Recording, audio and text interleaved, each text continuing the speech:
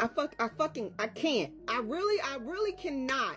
First Diane, now D'Angelo. What is up with the fucking D's? These are not the D's we are asking for, okay? Y'all, D'Angelo has passed away at the age of 59, battling pancreatic cancer. This man is a neo-soul legend. How does it feel, baby? The way I would tilt that fucking TV over so I could see if I could see something on good. Well, I was too young to try to see anything in this man. When I tell you brown sugar gave me feeling, because I'm a brown skinned girl. You know, I'm in the brown. It's like, oh my God, y'all. If you don't know who D'Angelo is, like, just go back and look at some of your favorite artists, like from back then, and see who produced and who wrote those songs, because D'Angelo had hits. From the outside looking in, D'Angelo was everything an artist could dream to be: mysterious, magnetic, and untouchably talented. The kind of man whose voice could stop time and whose silence could echo louder than any stage performance. But behind that velvet tone and soulful charisma, there was a pain he carried that no one truly saw until it was too late. His daughter's heartbreaking revelation has now shattered the illusion of the strong, untouchable soul king we thought we knew, forcing the world to confront the truth behind his sudden and tragic death. Before we dive in, make sure you like, subscribe, and turn on notifications so you never miss another deep dive into the stories the industry tries to keep quiet. Now let's uncover the truth behind D'Angelo's final days and the pain he never wanted the world to see. Who didn't want to be D'Angelo? You know what I mean? It's like, who of us didn't want to be D'Angelo? Like, his choices, the musicality, the songwriting, the feeling, the emotion in his music, and how it spoke to all of the greatness that we got from Prince, Donnie, we got from Funkadelic. He had all of that, as well as some of the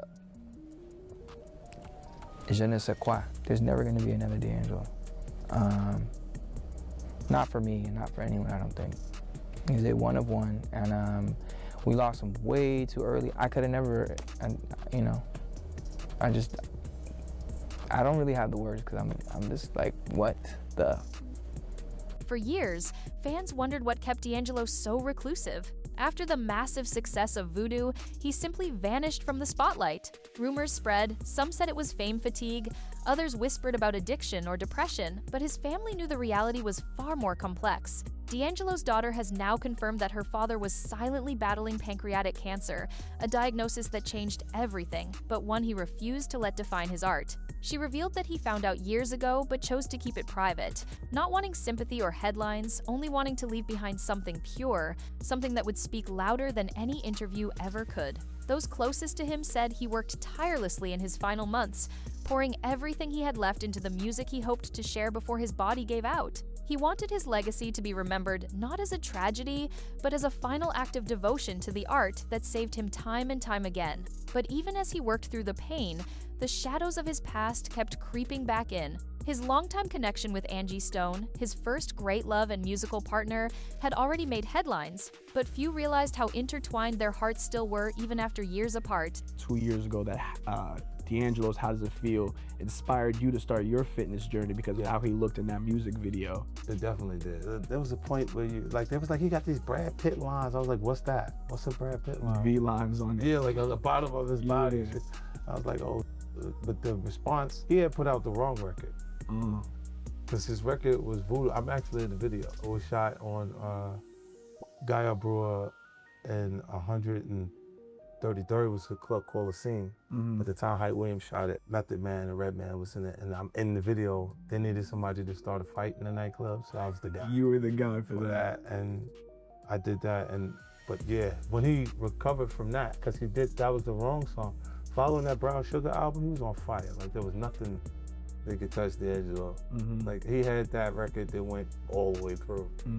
And then it even had a little bit of hood in it. It was the damn that record he had. It was so graphic that you had to, it connected to the street side of things. When Angie passed away just months before D'Angelo, the emotional toll was unbearable. His daughter said that losing Angie broke something in him that medicine couldn't fix. The two had reportedly found peace before her passing, reconnecting quietly, forgiving each other for old wounds, and leaning on one another as both faced their own health battles. It's a hauntingly beautiful yet tragic picture. Two souls bound by love, loss, and music, both taken within the same year. D'Angelo had always been a man of contradictions. To the world, he was sensual confidence personified, the shirtless god from the untitled How Does It Feel video that defined an era. But to those who knew him best, he was deeply shy, spiritual, and insecure about being objectified. His daughter revealed that her father's biggest struggle wasn't fame itself, but the loss of self it created. The industry saw him as a sex symbol, but he only wanted to be seen as a musician. That internal conflict, she said, made his later years even harder. Fame had taken something sacred from him, the quiet joy of creation. He battled addiction, depression, and self-doubt, retreating from the spotlight not because he stopped loving music, but because the spotlight itself had become too harsh, too cold. But when he learned of his cancer diagnosis, something inside him shifted.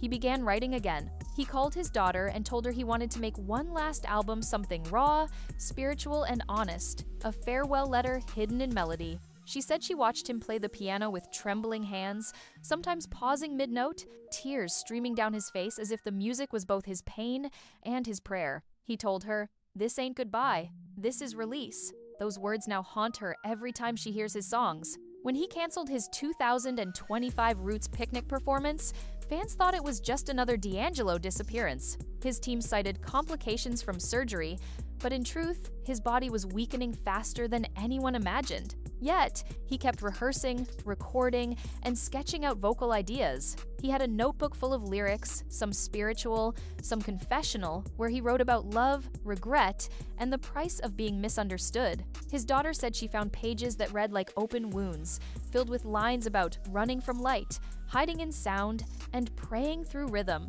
It's clear he was aware his time was running out. But what makes this even more heartbreaking is that he didn't tell his fans because he didn't want to be pitied. He didn't want his illness to define his final era. Instead, he wanted to leave behind an album that would speak for him when words could no longer. Sadly, that album remains unfinished, trapped between his studio sessions and hospital visits. His family has promised to honor his wish to complete and release it when the time feels right, saying it captures the essence of who D'Angelo was, a man forever chasing truth through sound. The music world erupted in disbelief when news broke of his death. It wasn't TMZ that first reported it, but journalist Mark Lamont Hill, who tweeted that D'Angelo had passed away before any major outlet could confirm.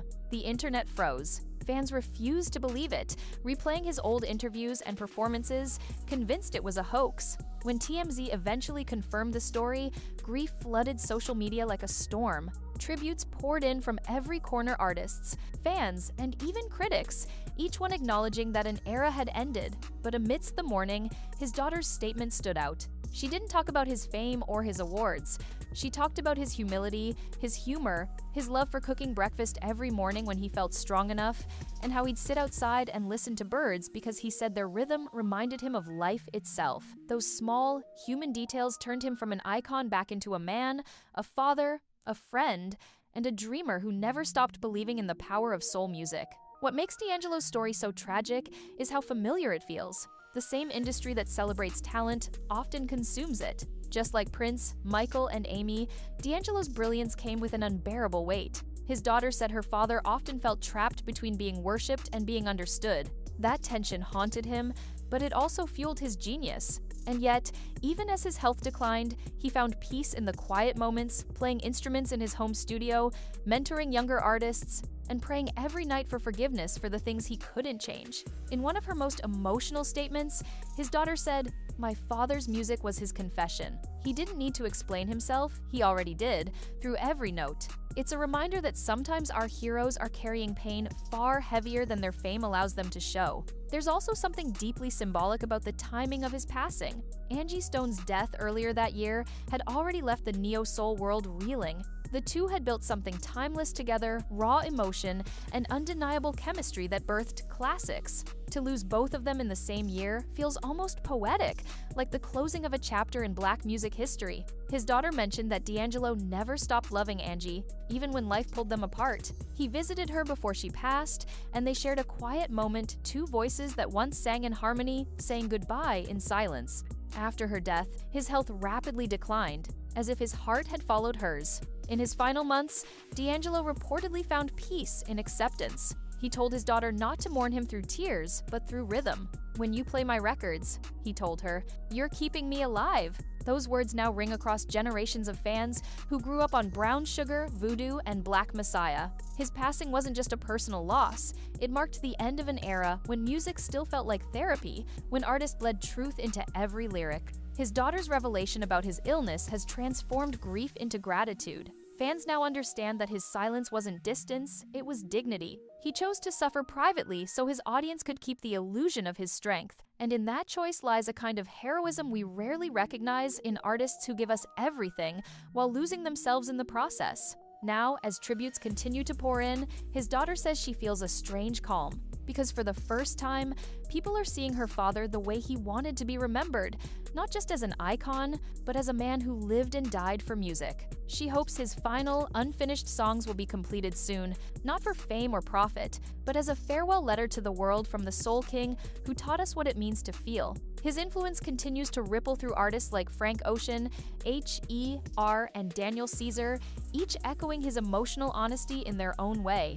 And perhaps that's the true measure of his legacy, not how long he lived, but how deeply he made people feel. D'Angelo's story is more than a headline, it's a warning wrapped in melody, a reminder that genius often walks hand in hand with pain, and that the brightest lights sometimes burn out the fastest. His daughter's courage in revealing the truth ensures that his legacy won't just be defined by mystery, but by humanity. Behind every note, there was a man fighting to stay alive, to love, and to leave something that would outlast him.